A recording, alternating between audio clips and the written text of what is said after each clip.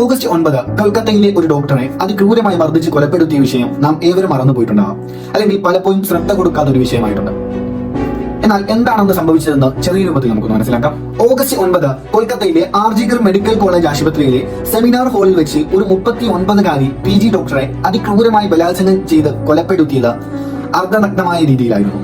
കഴുത്തിലെ എല്ലു പൊട്ടിയ നിലയിലായിരുന്നു. ശ്വാസം മുട്ടിച്ച് കൊല്ലുകയായിരുന്നു എന്നാണ് പ്രാഥമിക റിപ്പോർട്ട്. അതിക്രൂരമായ ബലാത്സംഗത്തിനിരയായതിന്റെ എല്ലാ തെളിവുകളും ശരീരത്തിന്റെ പല ഭാഗങ്ങളിലായിട്ടുണ്ടായിരുന്നു. സ്വകാര്യ ഭാഗങ്ങളിൽ കൂടുതൽ രക്തസ്രാവം ഉണ്ടായിരുന്നു. അതിക്രൂരമായ മർദ്ദനത്തിനിടയിൽ കണ്ണടയുടെ ഗ്ലാസ് പൊട്ടി കണ്ണിനുള്ളിൽ തെറിച്ചതായി റിപ്പോർട്ടുകൾ കാണാം. 2 ചെവികളിലും അതിക്രൂരമായ മുറിപ്പാടുകൾ ഉണ്ടായിരുന്നു.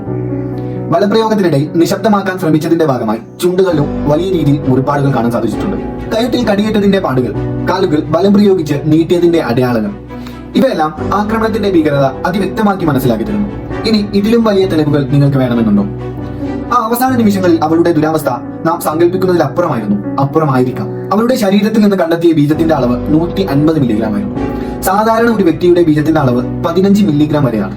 അങ്ങനെ നോക്കുമ്പോൾ ഇത് ഒരാളുടേതാകാൻ വളരെയധികം ചാൻസ് കുറവാണ്. എന്നാൽ റിപ്പോർട്ടുകൾ നോക്കുമ്പോൾ കൂടുതൽ പേർ കുറ്റകൃത്യത്തിൽ ഉൾപ്പെട്ടതായിട്ടാണ് സൂചനകളുള്ളത്. ഇത്രയും സംഭവിച്ചിട്ടും ചിലർ ഇപ്പോഴും പറയുന്നത് സ്ത്രീ ധരിച്ച വസ്ത്രവും ഇറങ്ങി നടന്ന അസമയത്തെയുമാണ്. സിനിമയിൽ ചോദിച്ചതുപോലെ ഏതാണ് അസമയം? ഒറ്റക്കോ അല്ലെങ്കിൽ കൂട്ടായോ? ഇതെല്ലാം ചോദിക്കുന്നവരോട് ഒന്നേ പറയാനുള്ളൂ, നിങ്ങൾ ഓർക്കേണ്ടത് ഓരോ രോഗിയെയും ജീവിതത്തിലേക്ക് തിരിച്ചു കൊണ്ടുവരുന്നത് ഈ ഡോക്ടർമാർ തന്നെയാണ്. ഓരോ രോഗിയെയും രാപ്പകലെന്നില്ലാതെ ശുശ്രൂഷിക്കുന്നതും ഇവർ തന്നെയാണ്. നിങ്ങൾ മനസ്സിലാക്കേണ്ടത് ഈ 31-കാരിയായ ഡോക്ടർ 36 മണിക്കൂറിന് ശേഷം ഒന്ന് വിശ്രമിക്കാനാണ് നിങ്ങൾ പറയുന്ന ഈ അസമയത്ത് ഹോസ്പിറ്റലിലെ സെമിനാർ ഹാളിലേക്ക് പോയത്, അതും ഡോക്ടറുടെ അതേ വേഷത്തിൽ.